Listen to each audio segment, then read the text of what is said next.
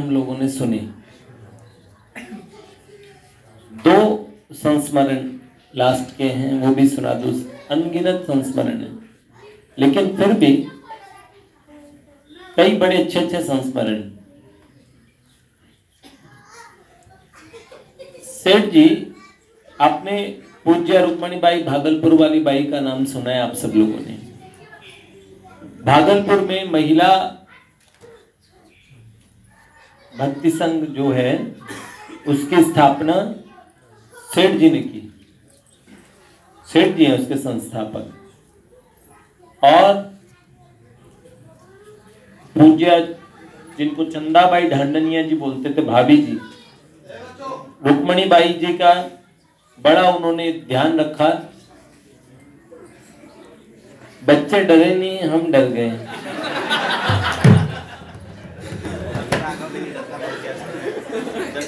तो भगवती भैया ने बच्चों को डराया भी। तो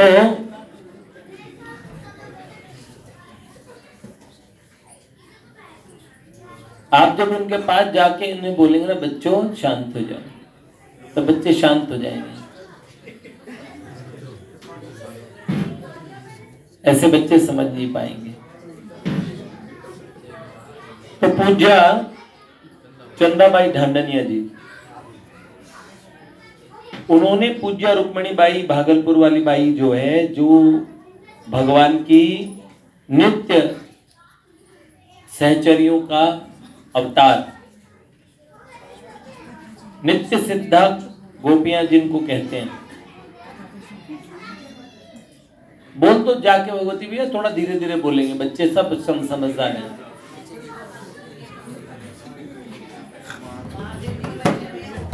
धमकाना मत।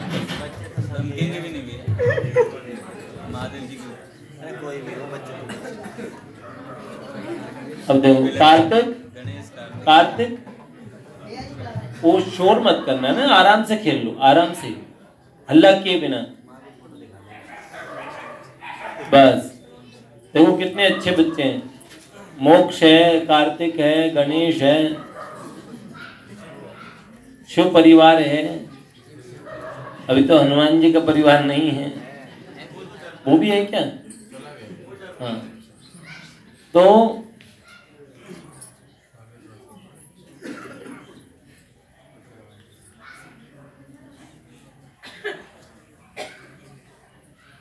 वहां महिला भक्ति संघ की स्थापना सेठ जी ने की।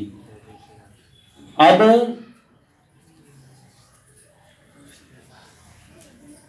लोकनाथ ढांडनिया जी, चंदाबाई ढांडनिया जी के यहाँ पिताजी लिखा है, पर मेरे विचार से ससुर जी थे। तो लोकनाथ ढांडनिया जी और सेठ जी ने कहा कि ये जमीन खरीद लो आप। तो उन्होंने जमीन ले ली। जमीन का एक हिस्सा खरीद लिया गया और सत्संग भवन की व्यवस्था के लिए। और उन्होंने कहा यहाँ पे शनिवार और मंगलवार को सत्संग हो जाया करेगा। और लोकनाथ जी ने सेठ जी को भूमि दिखाई और कहा ये जो बगल की भूमि है वो एक व्यास जी ने खरीद ली, कथा व्यास जी।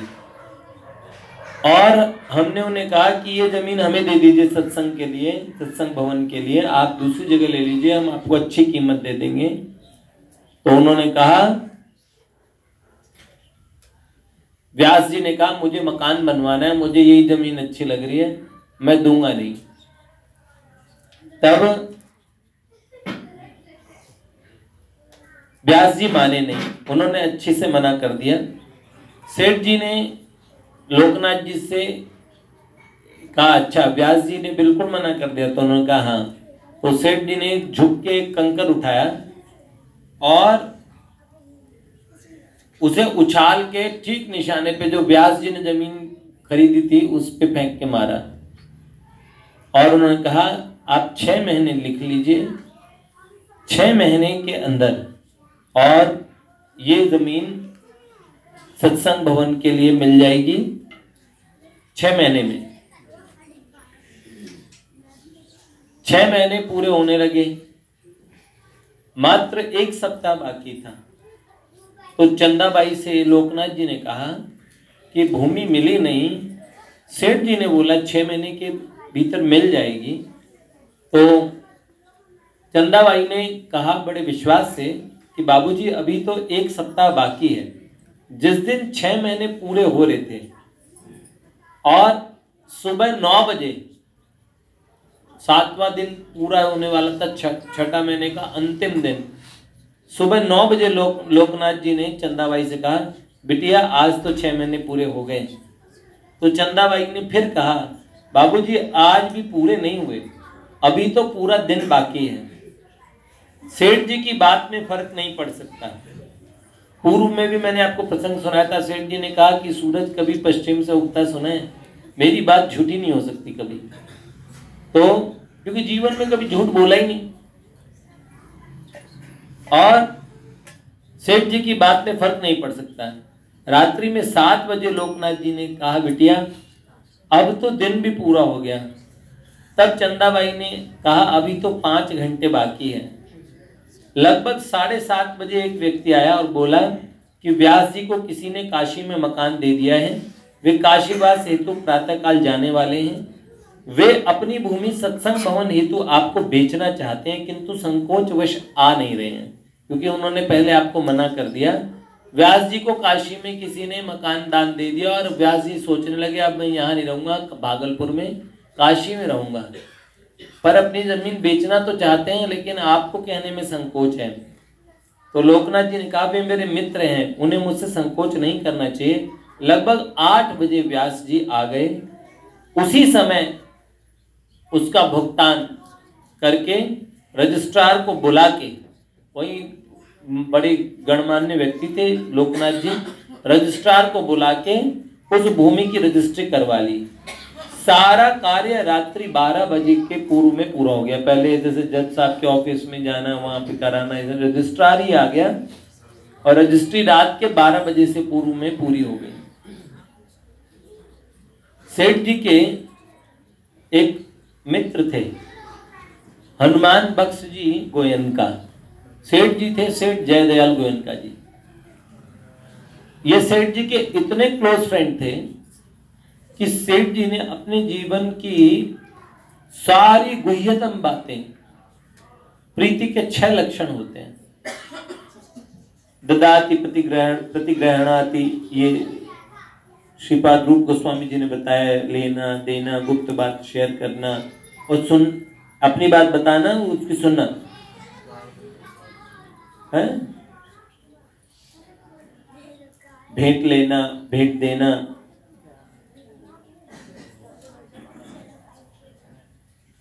ये 6 लक्षण बताए प्रीति के। उसमें एक बात और है, गुह्यम आख्याति पृच्छति, ददाति प्रतिग्रहणाति, और एक और है, मतलब ऐसे 6 बात बताई गई। तो सेठ जी उन्हें सारी बात बताते थे, उनसे पूछते भी थे। और सेठ जी ने कहा, सेठ जी से 2 साल बड़े थे, सेठ जी उन्हें कहते थे कि ये सारी बातें कॉन्फिडेंशियल है, कभी किसी को बताना मत। लेकिन कड़ाई से ये बात कह रखी थी, लेकिन फिर भी वो कभी कभी ये बातें कह देते थे। किसी जैसे बहुत अधिकारी दिखता तो सेठ जी के बारे में बात उनको उनके मन में होती थी तो बता देते थे। तो सेठ जी ने उन्हें बताया कि कैसे सेठ जी ज्ञान की प्रथम अवस्था, द्वितीय अवस्था, तृतीय, चतुर्थ भूमिका, ज्ञान की चौथी भूमिका में सेठ जी थे। 5वीं भूमिका तक शरीर रह नहीं पाता और 7वीं भूमिका में कोई पहुंच जाए तो 24 घंटे से ज्यादा शरीर नहीं टिकेगा, इतनी उच्च अवस्था है। सेठ जी ज्ञान की चौथी भूमिका में हमेशा रहते थे, संसार में व्यवहार कर रहे होते थे, पर वो हमेशा ब्रह्म स्थित, ब्रह्मभूत प्रसन्नात्मा थे। सदा संसार, एक बार पूज्य बाबा ने उन्हें पूछा आपको संसार कैसे, तो उन्होंने कहा कि मेरे को आनंद का एक सिंधु है, आनंद का समुद्र, उसमें कुछ ऐसे तिरमिरे जैसे भासते हैं कि हाँ ये स्वामी चक्रधर हैं, ये गाड़ी चल रही है, हम गाड़ी में घूम रहे हैं, और मैं सदा आनंद के उस सिंधु में रहता हूँ। बाबूजी से पूछा तो बाबूजी ने कहा एक बहुत सुंदर परमानंद सिंधु नील सागर है, उसमें उठने वाली लहरों के अंदर में मुझे ये पता लगता है संसार की कुछ लहरें उठ रही है, बाकी हमेशा श्री कृष्ण के अतिरिक्त कुछ कोई आभास ही नहीं होता कि लीला के अतिरिक्त कुछ चल रहा है।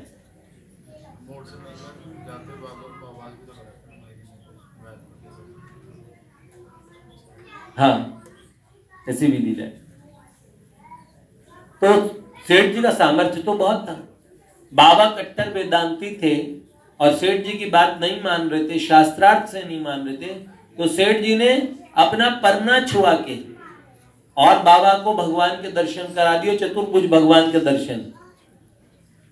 अब कोई आपसे बहस करने लगे और कोई ऐसा महापुरुष हो कदाचित जो आपको कह दे, महापुरुषों का सामर्थ्य कैसे, लो ले भगवान के दर्शन कर ले। अब ऐसा कोई माइका लाल, पर भगवान ने भी ये बात कही भाई जी से कि अगर सेठ जय दयाल बोले तो मैं सबको दर्शन दे दूं, सबको। तो भाई जी कहते हैं आप बोल दीजिए ना, आपको क्या प्रॉब्लम। सेठ जी ने कहा ये चाहते नहीं है, यहाँ पे कौन चाहता है, भगवान के दर्शनों के लिए कौन रोता है। संसार के लिए सब लोग दुखी रहते हैं, परेशान रहते हैं, कितनी प्रीति है, लेकिन भगवान के प्रति वो प्रीति होती नहीं है, बड़ा मुश्किल काम है। तो सेठ जी ने ये तक बताया उन्हें कि ज्ञान की चतुर्थ भूमिका, और सेठ जी ने उन्हें वो प्रसंग भी सुनाया, ये तो भाई जी को भी सुनाया था उस दिन 25 लोगों के बीच में भी बताया था कि उन्हें भगवान के दर्शन कैसे हुए थे चूरू में। ऐसे ही अपने भगवान के दर्शनों की बात बताई। दर्शन एक बार नहीं हुए थे, फिर तो सेठ जी रास्ते में चलते थे ना, तो ऐसे कंधे पे हाथ चल के, रामेश्वर बाबू जी वो अभी भी हैं, किसी एक का कंधे पे हाथ रख लेते थे और कहते थे भैया कोई आए तो मुझे बता देना है। चलते थे साथ में, आंख बंद करके चलते थे। तो ध्यानस्थ अवस्था में हमेशा भगवान का ध्यान करना, हमेशा भगवान का ध्यान करना, सेठ जी ऐसे थे। तो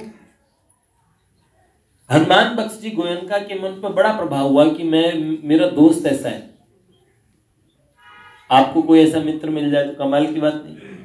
तो सेठ जी से बड़े थे, लेकिन सेठ जी का पे बहुत स्नेह था उनका, और सेठ जी का बड़ा आदर करते थे। वो सेठ जी जिद करने लगे कि मुझे सन्यास लेना है। कई बार लोगों को जल्दी से लगता है ना कि सन्यास बड़ा मुश्किल काम है, बाबा जी बन जाना बहुत मुश्किल काम है, बहुत मुश्किल काम है। संसार के अंदर में हमें लगता है कि, लेकिन देखो आज पूज्य मुलुकपीठ वाले महाराज जी वगैरह ये सन्यास आश्रम के गौरव नहीं है क्या? लोग इतना घबराते क्यों है, मुझे ये नहीं समझ में आई कि भक्त बन जाने से इतना डरते क्यों है। हाय बेटा तेरा भविष्य कौन देखेगा, ऐसा लगता है ना। एक भक्त थे, वो विवाह नहीं कर रहे थे, तो उनके घर वालों को ये लगा कि अब इनका भविष्य कौन देखेगा, और अगर भविष्य में ब्याह करके वो मर जाए तो, हम मर जाए तो। ये बात नहीं है, ये बात सोचने का तरीका गलत है। वैसे संसार की दृष्टि से मैं आपको एक बात बताऊं कि सुरक्षित भजन, किसी का भी सुरक्षित भजन है, वो आज के युग में विवाह करके घर गृहस्थी में उसका भजन अच्छा रहेगा, भगवान की भक्ति अच्छी रहेगी। आप आए दिन बातें नहीं सुनते कि देखो भाई फलाने आश्रम में घटना घट गई, ऐसी बातें हो गई, ऐसा ही। तो विवाह ना करने से वो जल्दबाजी में बन गए, बाबा जी बन गए, वो मन भगवान की तरफ लगा नहीं, तो फिर गड़बड़ होने की गुंजाइश बहुत ज़्यादा है, बहुत ज़्यादा है। इसीलिए अधिकांश हमारे भाई जी गृहस्थ क्यों रहे? हम जिस मार्ग पे चल रहे हैं, हमारे गुरुजनों में भाई जी गृहस्थ रहे, बाबा सन्यासी रहे, सेठ जी गृहस्थ थे, स्वामी जी महाराज सन्यासी थे। गृहस्थों के सन्यासी चेले, कैसी बात देखो। मतलब गृहस्थ इतना ऊंचा हो सकता है। लोग ये सोचते हैं गृहस्थी, अरे हम तो घर गृहस्थी के चक्कर में पड़े, हम भगवान की भक्ति कैसे करें। इतने ऊंचे ऊंचे गृहस्थ भक्त हुए हैं, भक्तमाल पढ़ेंगे। तो इसीलिए गृहस्थ होना, कोई कई लोग सोचते हैं कि देखो ये तो जंजाल है, माया का जंजाल। माया का जंजाल का एक है, आप माया मानोगे तो फिर माया में फंसे रहोगे। ये तो भगवान ने दिया है आपको, भगवान ने आपका, जिनका ब्याह हो गया वो ब्याह के धर्म का सही से पालन नहीं करेंगे तो उनको भी तो दोष लगता है, लेकिन नहीं। सेठ जी का चरित्र सुनने के बाद में मैं आपको बताऊंगा कि क्या बातें बहुत जरूरी है जो समझ लेनी चाहिए। माताओं के लिए, भाइयों के लिए, पति के लिए, पत्नियों के लिए, सबके लिए बड़ी आवश्यक बातें होती है। ऐसे महापुरुषों का चरित्र सुनने के बाद में अपने जीवन में जिस मार्ग पे आप आरूढ़ हैं उसे ठीक से जीना। गृहस्थी सोते हैं भगवान मैं बाबा बन जाता तो अच्छा होता, ये तो ये कहाँ जंजाल पड़ गया सिर्फ, वो ये सोचते हैं। और बाबा ये सोचते हैं हाय हाय मैं क्या किए तो कितने मजे में हैं और मेरा भी थोड़ा ब्याह हो जाता तो अच्छा होता है। तो अरे अगर बाबा जी बन गए तो अब वो एक स्वामी चिड़चिड़ानंद की बात बताता था ना मैं, उनका नाम स्वामी सीख स्वामी मरियल स्वामी उनका नाम था। उनको जबरदस्ती बाबा बना दिया गया और बनाया ब्राह्मणों ने। तो वो किसी भी ब्राह्मण को देख के इतनी गाली बकते थे, इतनी गाली बकते थे, तेरा नाश हो जाए कि। और उनका नाम कुछ और था लेकिन वो प्रसिद्ध थे स्वामी चिड़चिड़ानंद के नाम से, चिड़चिड़े से रहते थे और कमजोर थे इसलिए लोग बोलते सीख स्वामी मरियल स्वामी।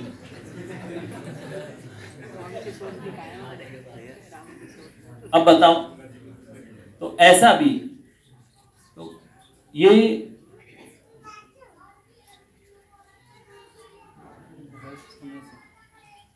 नारी मुए ग्रह संपत्ति नाशी, मूड मुड़ाए भय सन्यासी।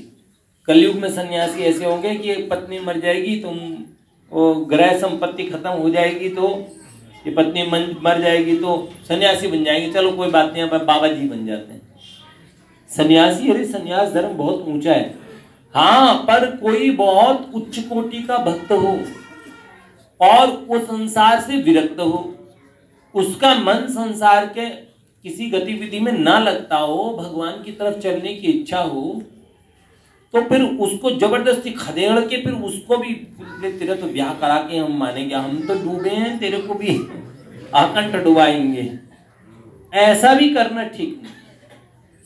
कई लोग तो जोश जोश में बोलते हैं अरे मैं नहीं ब्याह करूंगा। वो लोग पता है क्या असल में ऐसे छड़े रहना चाहते हैं और वो दुष्ट होते हैं। सच बता रहा हूं, संन्यास मन में तो संसार बसता है। तुम आपको बताऊं हजारों लाखों में से कोई एक व्यक्ति ऐसा होता है। और ऐसे महात्मा, ऐसे महापुरुष हमारे धर्म का गौरव बढ़ा रहे हैं। आज भी हमारे धर्म का और संन्यास आश्रम की भी उन्होंने गरिमा को बनाए रखा हुआ है। ये बहुत बड़ी बात है भैया।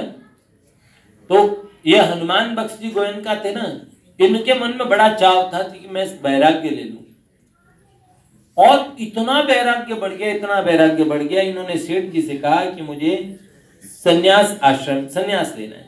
इनका आग्रह देख के सेठ जी ने कहा 4-6 महीने अपनी स्थिति दृढ़ कर लो और ध्यान करो और भजन करो, ठीक है। जब इससे संन्यास लेने में सहायता मिलेगी, नहीं तो फिर गृहस्थ आना पड़ेगा गृहस्थी में। 4-6 महीने पूरे होने पर उन्होंने फिर संन्यास का आग्रह लिया। सेठ जी ने कहा तुम्हारे भविष्य की बातों की स्फुरणा मेरे मन में हो रही है। सेठ जी ने कहा बात यह है कि तुम्हें आज तो लग रहा है कि तुम बाबा जी बन के रह पाओगे, लेकिन तुम्हारा संन्यास निभेगा नहीं। तुम एक दिन तुम्हारा पतन हो जाएगा और गलत चक्कर में पड़ जाओगे। इसलिए अच्छा है कि तुम विवाह करो और विवाह करके भगवान का भजन करो। तुम्हारा वैराग्य स्थायी नहीं है। परंतु वो जिद करते रहे। सेठ जी ने कहा मैं तुम्हें साथ चलने का वचन दे चुका हूं और तुम कहोगे तो मैं चलूंगा, पर तुम्हें अभी भोग भोगने अनिवार्य है, तुम्हें गृहस्थी में आना पड़ेगा। सेठ जी ने कहा देखो तुम बाबा जी बन के भी फिर गृहस्थी में आ जाओगे और फिर अपना नाम और साधुओं का नाम सबका नाम बदनाम करोगे, और मैं बाबा जी बन गया तुम्हारे साथ, तुम बनोगे तो मैं भी बनूंगा। मैं बाबा जी बन गया तो लौटूंगा नहीं। मैं यदि सन्यासी बना तो कानों से बहरा, मुंह से गूंगा और पैरों से पंगु सन्यासी बनूंगा, पक्का वाला। मेरे मन में तुम्हारे पूर्व जन्म की कुछ बातें हैं। सेठ जी ने कहा देखो मैं तुम्हें तुम्हारे पूर्व जन्म की बात बताता हूँ। सेठ जी ने बताया 2000 साल पहले तुम राजा थे, मैं मंत्री था। दोनों जनों के मन में खूब संसार का भोग भोगने के बाद में मन में बात आई कि अरे संसार में क्या लड़ पड़े हुए हैं, तो भगवान का भजन करते हैं। तो सन्यास ग्रहण कर लिया दोनों ने राज्य छोड़ के। सन्यास लेने के बाद बहुत लोग सत्संग के लिए हमारे पास आते थे। वृक्ष के नीचे सत्संग होता था। कुछ समय बाद मेरा शरीर छूट गया, तुम अकेले रह गए। सेठ जी ने कहा लोग तुम्हारा सम्मान करते थे, तुम बाबा जी बन गए तो सम्मान करते थे। मेरा भी सम्मान होता था परंतु मैं उसे मन से स्वीकार नहीं करता था। सम्मान तो लोग बहुत करते थे पर मैं मन से स्वीकार नहीं करता था। मेरी मृत्यु के पश्चात तुमने सम्मान स्वीकार करना शुरू कर दिया और अब देखो घर बाबा जी बने, घर छोड़ा, महल छोड़ा और क्या आश्रम बना लिया, बच्चे छोड़े चेले बना लिए। ऐसे ना वो बता रहे थे ना वो बाबा जी, प्रैक्टिकल करके देख लो। तो उस संन्यास आश्रम में फिर गद्दे तकिए बढ़िया खान पान भोगने लगे और फिर पूरी अय्याशी की ऐश की जिंदगी हो गई भैया। फिर बाबा जी बन के ये सिस्टम शुरू कर दिया तो बड़ी हानि हुई, पतन हो गया, समय पर मृत्यु हो गई। मृत्यु के बाद सेठ जी तो चले गए भगवान के धाम और ये मृत्यु के बाद पहले मनुष्य भी नहीं बने। 2000 साल के बीच में कई बार घोड़े गधे वगैरह बने, पशु पंछी योनियों में घूमे और देव योग से मनुष्य जन्म मिला। सेठ जी ने कहा तुम्हें मनुष्य जन्म मिला पर तुमसे मित्रता के कारण मेरे को आना पड़ा, क्योंकि दोनों दोस्त साथ साथ में निकले थे। यदि अब तुम हट करोगे तो वचनबद्ध होने से मैं तुम्हारे साथ संन्यास ग्रहण कर लूंगा, पर निश्चय मानो तुम्हें गृहस्थी में आना पड़ेगा और मैं लौटूंगा नहीं, मेरा तुम्हारा संग छूट जाएगा। इस प्रकार देर तक विचार करने पर अंत में उन्होंने निर्णय लिया कि वो संन्यास नहीं लेंगे और कई बार सारी रात भगवत चर्चा करते बीत जाती, फिर भी बातें समाप्त नहीं होती। एक बार सेठ जी हनुमान भक्त जी गोयनका का चौबारा देखने गए तो ट्रस्टियों की मीटिंग थी, ट्रस्टी लोग वेट कर रहे थे। घनश्याम दास जी जालन ने कहा सारे ट्रस्टी यहाँ पे आपका वेट कर रहे हैं और आप हनुमान भक्त जी का चौबारा देखने गए, तो चौबारा तो बाद में ही देख लेते हैं। सेठ जी ने कहा देखो तुम्हें सबको हनुमान का ऋणी होना चाहिए, क्योंकि आज मैं हूं ना यहाँ पे तुम लोगों के बीच में, वो हनुमान के कारण हूं, इनके कारण हूं। तो शांतनु बिहारी द्विवेदी जी, अखंडानंद सरस्वती जिनका नाम था, शांतनु बिहारी द्विवेदी जी अखंडानंद जी के नाम से प्रसिद्ध हुए। उन्हें सेठ जी के पूर्व जन्म की कई बातें उन्हें सुनने को मिली तो उन्हें विश्वास नहीं हुआ। उन्हें यह पता था कि सेठ जी जीवन में भी असत्य नहीं बोलते, कभी छोटी बड़ी बात में भी झूठ नहीं बोलते, मतलब मजाक में भी नहीं बोलते। कभी ऐसा कोई आदमी बोल दे ना, यूं भी नहीं बोलते मैं 2 मिनट में आ रहा हूं, 5 मिनट में आ रहा हूं। सेठ जी बोलते थे हाँ जितना समय बोल दिया उतने समय में आएंगे, फिर एक क्षण भी इधर उधर नहीं करेंगे। आऊंगा तुम्हारे, ऐसे नहीं बोलते थे, आने का भाव है, आने का विचार है, ऐसे बोलते थे। हाँ आने का भाव है, प्रॉमिस नहीं करते थे आऊंगा, ये नहीं बोलते थे। तो सेठ जी छोटे छोटे बोलने तक में तो ध्यान रखते थे। ऐसे में सेठ जी ने और शांतनु बिहारी द्विवेदी जी ने कहा अगर सेठ जी अपने मुंह से मान ले कि उनके पूर्व जन्म की उन्हें बातें याद है क्या, तो उन्होंने सेठ जी से कहा कि आपने अपने कभी पूर्व जन्म की बात कही है? तो सेठ जी ने कहा मैंने 20-30 वर्ष पूर्व में अपने मित्र हनुमान भक्त जी गोयनका से कही है। सेठ जी ने तो शांतनु बिहारी द्विवेदी जी ने उनसे तुरंत पूछा, अखंडानंद सरस्वती जी ने, क्या आपको अपने पूर्व जन्म की बात याद है? सेठ जी ने हाँ में उत्तर दिया और साथ में ये कहा आप चाहें तो आप भी अपने पूर्व जन्म की बातें जान सकते हैं। उन्होंने पूछा कैसे? सेठ जी ने कहा अपरिग्रह स्थैर्य जन्म कथनता संबोध, इस योग सूत्र के अनुसार संयम कीजिए, वासना रहित प्रज्ञा में सत्य का आविर्भाव होता है। कभी ऐसी धारणा की थी तब मुझे पूर्व जन्म की स्फुरना हुई। वासना रहित प्रज्ञा के अंदर सत्य का प्रादुर्भाव होता है। पर सेठ जी इन बातों की जानकारी को आदर नहीं देते थे। और एक बात सेठ जी अक्सर कहा करते थे, वो बात बड़ी सुंदर है कि एक अटपटा मंत्र बोला करते थे, अड़ंग बड़ंग स्वाहा। ये मंत्र क्या था, जब ध्यान एवं नाम जप के समय विक्षेप आदि आने लगे तो हंस के किसी को कहते थे, जब भगवान के ध्यान के बीच में कोई चीज आए इधर उधर की, ऐसे बोलना चाहिए अड़ंग बड़ंग स्वाहा, और ये चीज दिमाग से आपसे हट जाएगी। और जब कभी काम लोभ आदि विकार असर करते हों तो हे नाथ कहने से विकार हट जाते हैं। इसलिए साधकों को सलाह देते हैं, जब कभी विकार तंग करे, ये तो पूज्य स्वामी जी महाराज भी बहुत कहते थे, तब हे मेरे नाथ ऐसे पुकार करनी चाहिए। साधक मात्र को इस पुकार का ये महामंत्र है, आप लोगों ने सुना भी होगा, स्वामी जी का महामंत्र है, हे मेरे नाथ भूलूं नहीं मैं तुमको नाथ, हे मेरे नाथ मेरे सर पर आपका हाथ, हे मेरे नाथ एक बार सरल हृदय से एक बार सरल हृदय से स्वीकार करो सदया, मैं हूँ केवल आपका, आप हो मेरे नाम।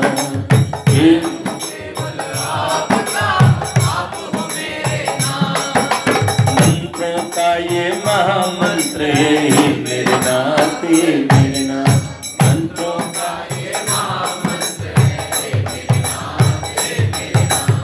मंत्रों का ये महामंत्र है, मेरे नाथ